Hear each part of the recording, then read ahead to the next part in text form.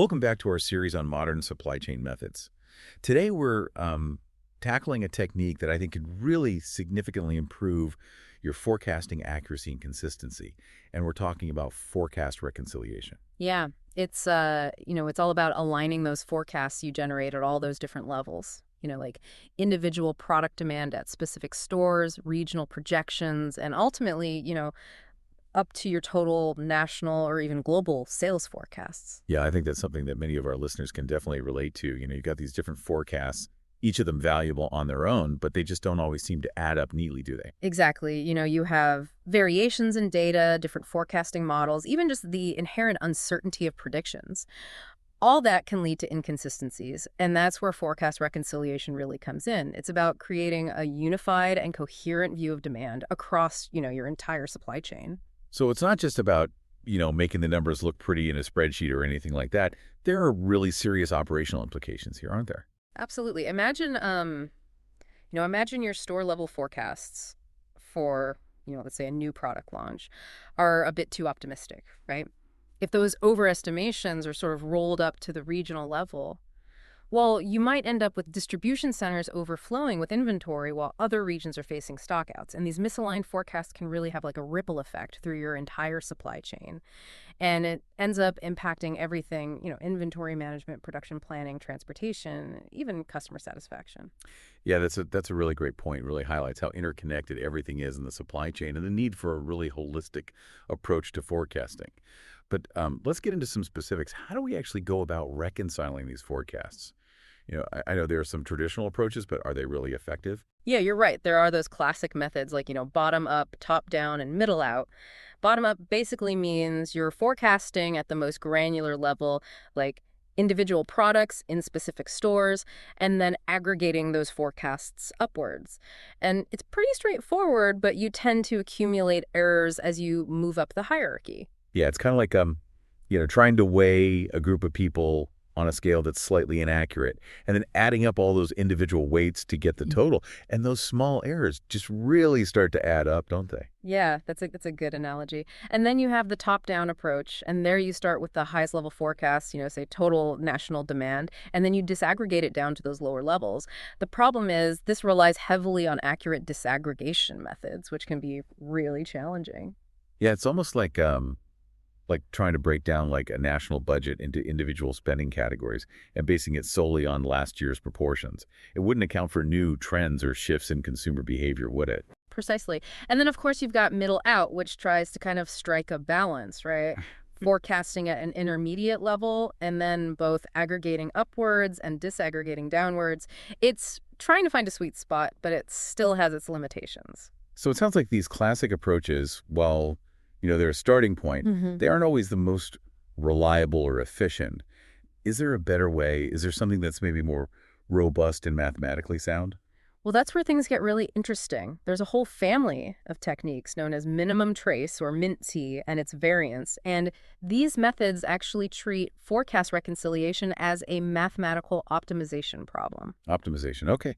That sounds promising. It is. What MINT aims to do is find the set of adjusted forecasts that minimizes the overall variance of forecast errors. So you're essentially making them as accurate as possible while ensuring that they add up correctly across all those levels of your hierarchy. It's kind of like finding the most statistically sound way to fit all those puzzle pieces together. So you're using the power of math to find the most accurate and consistent set of forecasts across all these different levels of our supply chain.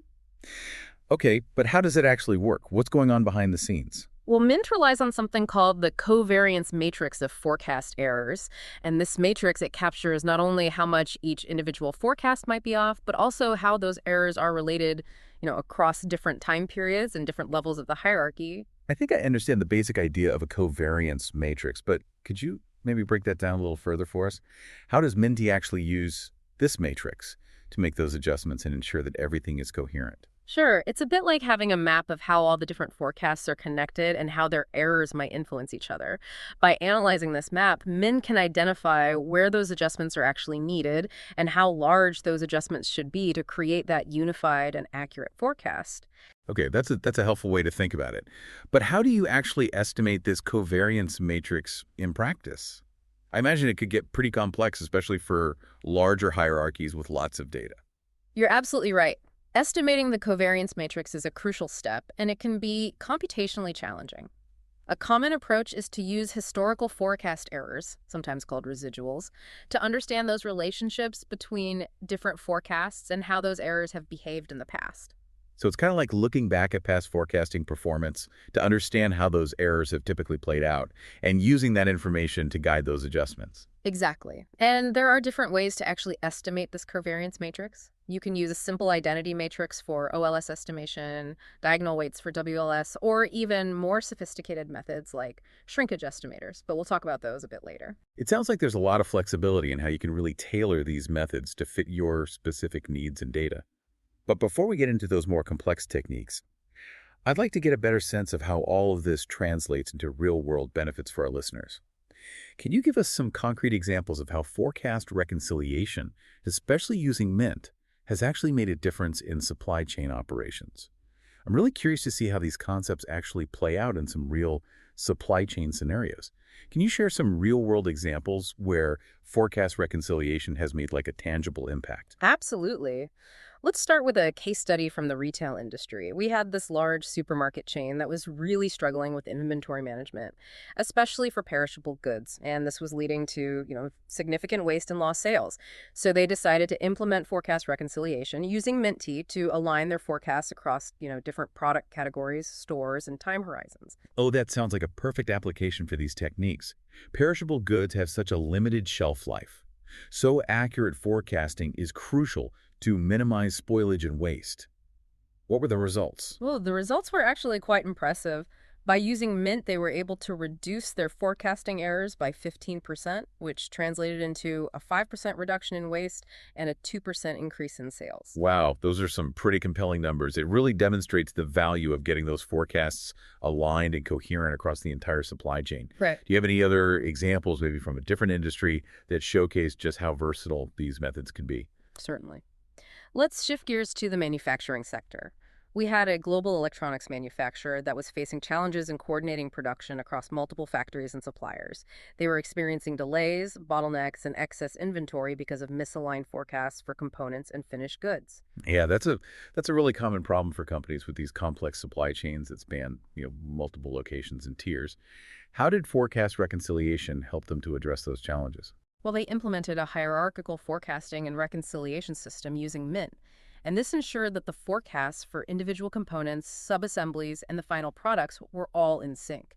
So it allowed them to really optimize their production schedules, reduce lead times, and minimize inventory holding costs across their entire network. So they were actually able to achieve that just-in-time ideal that so many manufacturers are striving for these days. It sounds like forecast reconciliation played a key role in really improving their overall operational efficiency. It really did. They reported a 10% reduction in lead times, a 5% decrease in inventory levels, and a 2% improvement in on-time deliveries. And it just shows how forecast reconciliation can be a really powerful tool for improving supply chain responsiveness and agility. These examples are so eye-opening. They highlight how forecast reconciliation can really benefit such a wide range of industries and address all these various supply chain challenges. But I'm curious, we've been talking a lot about Mint. Are there any other techniques that maybe our listeners should be aware of? Definitely. While Mint is a very popular and effective method, it's not the only one out there. There's a newer approach called empirical risk minimization, or ERM. And that's particularly useful when you're working with machine learning or other forecasting models that might be prone to bias. Yeah, we've heard a lot of buzz around machine learning and supply chain forecasting lately. It seems like ERM could be a pretty valuable tool to have in your arsenal, given the potential for bias in those models. Can you tell us a little bit more about how it works? Well, unlike Mint, which assumes that those base forecasts are unbiased, ERM acknowledges that those biases can exist, and it directly tries to minimize a specific error metric on your training data. So this allows it to actually find the best reconciliation even when those initial forecasts are a bit off. That sounds very practical and data-driven. It's like acknowledging those imperfections in our forecasting models and then finding a way to work with them rather than just pretending they don't exist. Exactly. And it's particularly beneficial when you're dealing with complex models or situations where you kind of expect those biases to be present. So it's another really useful tool in the toolbox for our listeners to consider. Are there any other recent innovations or areas of research in forecast reconciliation that you think are worth highlighting? There's been a lot of really exciting research on something called cross-temporal reconciliation, and this is particularly relevant for supply chain professionals who need to align forecasts across those different time frequencies. So, think about reconciling monthly, quarterly, and annual demand forecasts. Oh yeah, that's a challenge that we face all the time. We need those forecasts to be aligned to support both our short-term operational decisions and our longer-term strategic planning. What's the latest thinking on how to tackle this? Well, traditionally, reconciliation was done separately across those hierarchical levels and across time. But the newest methods, they can actually perform reconciliation simultaneously across all dimensions.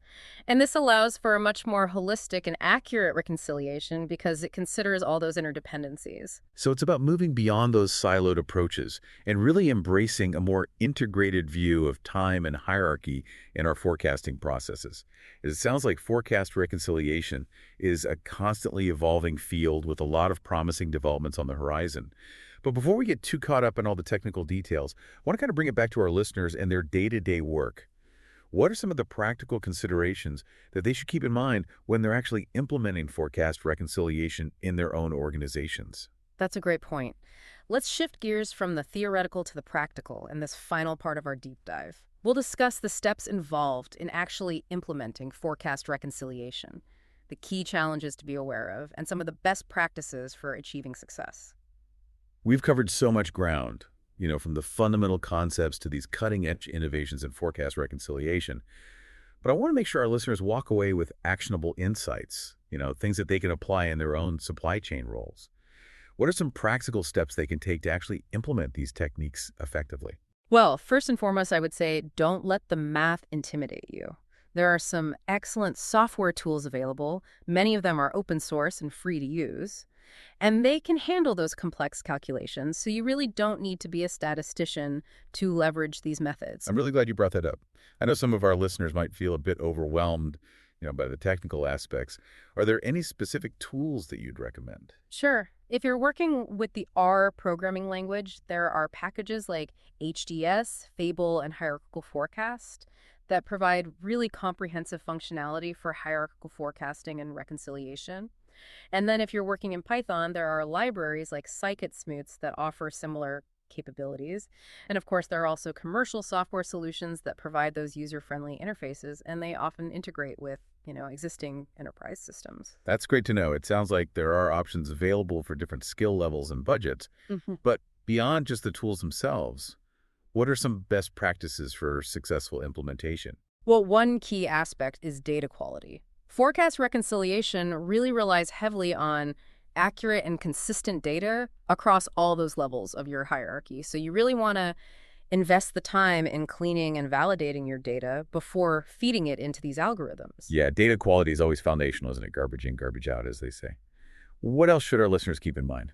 Well, I'd say start simple. Begin by applying these techniques to a smaller subset of your data, or maybe a specific area of your supply chain.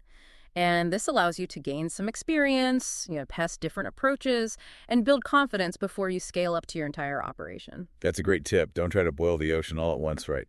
What about choosing the right reconciliation method? We've discussed several options today. How do you know which one is the best fit for, a particular situation? Well, there's no one-size-fits-all answer, unfortunately. The optimal method really depends on a number of factors. Things like the characteristics of your data, the complexity of your hierarchy, and the level of accuracy you're aiming for. So you really need to experiment with the different approaches and evaluate their performance using, appropriate metrics to determine the best fit for your specific needs. So it's all about being pragmatic and data-driven in your approach. Are there any common pitfalls or challenges that our listeners should be watching out for, during implementation?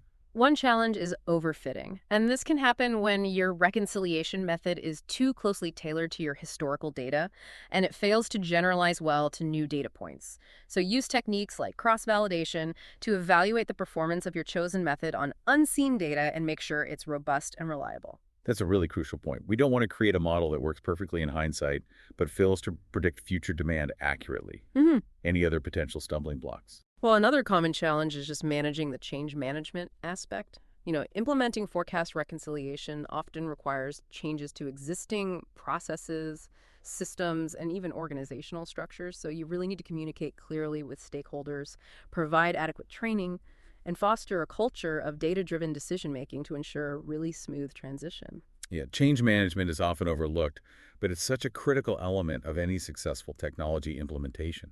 It's not just about the algorithms themselves, but the people and processes as well. Well, I think we've provided our listeners with a really comprehensive overview of forecast reconciliation, from the theoretical underpinnings to those practical considerations for implementation.